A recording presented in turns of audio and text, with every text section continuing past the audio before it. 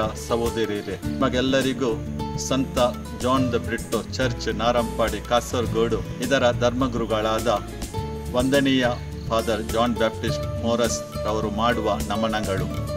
ವಿವಿಧ ರೀತಿಯಲ್ಲಿ ನಾವು ಮಾಡುವ ಕೃಷಿಯ ಮೂಲಕ ಪ್ರಕೃತಿಗೆ ನಮ್ಮ ಕೊಡುಗೆಯನ್ನು ನಾವು ಕೊಡಬಹುದು.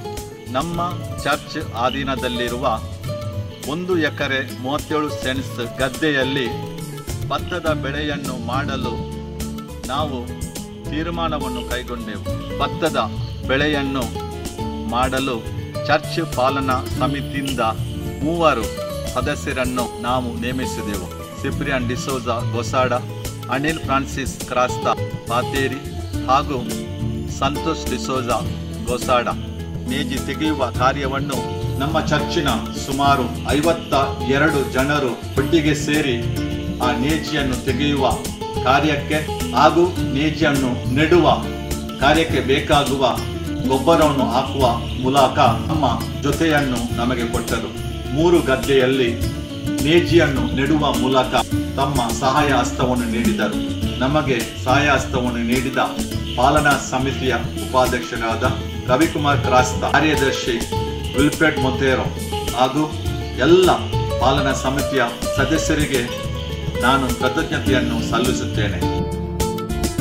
ರೈತ ದೇಶದ ನಾಡಿಮಿಡಿತ, ನೇಗಿಲ ಯೋಗಿಯ ಬೆವರು ನಮ್ಮ ನಿಮ್ಮೆಲ್ಲರ ಉಸಿರು. ಅಂದು ಮಾನವ ಜೀವನ ಕೃಷಿ ಪ್ರಧಾನವಾಗಿತ್ತು.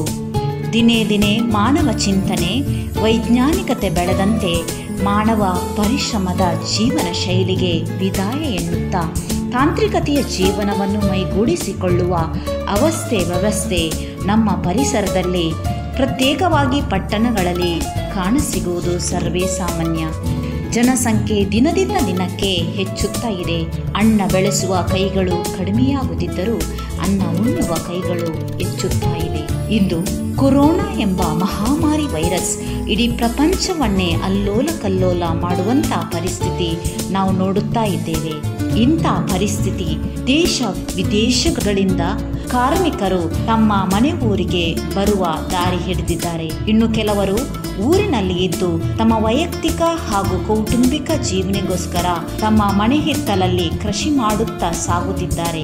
ಈ ಸ್ಥಿತಿಗತಿಯನ್ನು ಗಮನದಲ್ಲಿಟ್ಟುಕೊಂಡು ನಾರಂಪಾಡಿ ಧರ್ಮ ಕೇಂದ್ರ ಹೊಸ ಹೆಜ್ಜೆಯತ್ತ ಸಾಗುತ್ತಾ ಇದೆ ಎಂದು ಹೇಳಿದರೆ ತಪ್ಪಾಗದು. ಈ ಪುಟ್ಟ ಹೆಜ್ಜೆ ನಾರಂಪಾಡಿ ಚರಿತ್ರೆಯ ಪುಟಗಳಲ್ಲಿ ಗುರುತಿಸಲ್ಪಡುವ ದಿಟ್ಟತನದ ಹೆಜ್ಜೆ. ದೀರ್ಘ ಚಿಂತನೆಯೊಂದಿಗೆ ನಮ್ಮಿ ಸಂತ ಜಾನ್ ದಿ ಬ್ರಿಟ್ಟೋ ಧರ್ಮ ಕೇಂದ್ರದ 19ನೆಯ ಧರ್ಮಗುರುಗಳಾಗಿ ನಿಸ್ವಾರ್ಥಿ ಸೇವೆ ನೀಡುತ್ತಿರುವ ಕಳೆದ 3 ವರ್ಷಗಳಿಂದ ನಾರಂಪಾಡಿ ಚರಿತ್ರೆಗೆ ಹೊಸ ಕಳೆ ತಂದಿರುವ ಅತಿ ವಂದನೀಯ ಸ್ವಾಮಿ ಜಾನ್ ಬ್ಯಾಪ್ಟಿಸ್ಟ್ ಮೋರಸ್ ಇವರ ಮುಂದಾಳತ್ವದಲ್ಲಿ ಹಾಗೂ ಚರ್ಚಿನ ಪಾಲನಾ ಸಮಿತಿಯ ಸಹಭಾಗಿತ್ವದಲ್ಲಿ ಕಳೆದ 26 ವರ್ಷಗಳಿಂದ ಪಾಡು ಬಿದ್ದಿದ್ದ 1 ಎಕರೆ 37 ಸೆಂಟ್ ಜಾಗದಲ್ಲಿ ಭತ್ತದ ಬೇಸಾಯ, ತರಕಾರಿ ಕೃಷಿ ಮಾಡಲು ಯೋಚಿಸುತ್ತಿರುವುದು ಅಡೆತಡೆಗಳ ಮಧ್ಯೆಯೂ ಅವರು ತೆಗೆದ ದಿಟ್ಟ ಹೆಜ್ಜೆ ಶ್ಲಾಘನೀಯ. ನಾರಂಪಾಡಿ ಚರ್ಚಿನ ಚರಿತ್ರೆಯ ಪುಟಗಳನ್ನು ನೋಡಿದಾಗ 1976ರಲ್ಲಿ ವಂದನೀಯ ಸ್ವಾಮಿ ಚಾರ್ಲ್ಸ್ ಮೋರಸ್ ಕೃಷಿ ಕ್ಷೇತ್ರದಲ್ಲಿ ಆಸಕ್ತಿ ಹೊಂದಿ ಕೃಷಿಗೆ ಮಹತ್ವ ನೀಡಿ ಧರ್ಮಗುರುಗಳು ಆದರು. ತದನಂತರ 1983ರಿಂದ 1990ರವರೆಗೆ ವಂದನೀಯ ಸ್ವಾಮಿ ಗ್ರೆಗೋರಿ ಪಿರೇರಾ ತರಕಾರಿ, ಹಣ್ಣು ಹಂಪಲು ಮುಂತಾದ ಕೃಷಿಗೆ ಮಹತ್ವ ನೀಡಿ ಕುಂಬಳಕಾಯಿ ಫಾದರ್ ಎಂಬ ಹೆಸರನ್ನೇ ತನ್ನದಾಗಿಸುವ ಚಾರಿತ್ರಿಕ ಹಿನ್ನೆಲೆ ಇರುವುದು ನಮಗೆ ತಿಳಿದ ವಿಚಾರ. ಬಹುಶಃ ಅವರುಗಳ ನಂತರ ಕೃಷಿ ಕ್ಷೇತ್ರದಲ್ಲಿ ಅಪಾರ ಪ್ರೀತಿ ಇತ್ತು. ಹೊಸತನ, ಹೊಸ ಚಿಂತನೆಗಳನ್ನು ಮನಸ್ಸಿನಲ್ಲಿ ಇರಿಸಿ ಮುನ್ನಡೆಯುವ ಇನ್ನೋರ್ವ ವ್ಯಕ್ತಿ ಪ್ರಸ್ತುತ ಧರ್ಮಗುರುಗಳಾಗಿ ಸೇವೆ ನೀಡುತ್ತಿರುವ ಅತಿ ವಂದನೀಯ ಸ್ವಾಮಿ ಜಾನ್ ಬ್ಯಾಪ್ಟಿಸ್ಟ್ ಮೋರಸ್.